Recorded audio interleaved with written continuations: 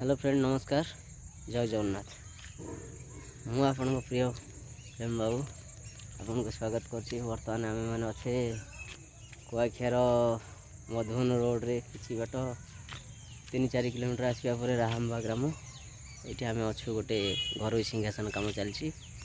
मो सहयोगी अच्छा मोर टीमा भाई जी मो सह कम करती आम बर्तमान गोटे घर सिंहासन बनाऊँ।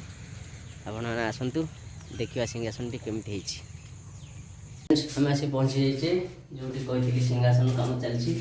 बर्तमान आप देखिपे ये सिंहासन कमटी चलती एक हस्तनिर्मित डिजाइन अटे जो कौन डाइस कम हुए ना डायरेक्ट मसला लगे हाथ में बनी था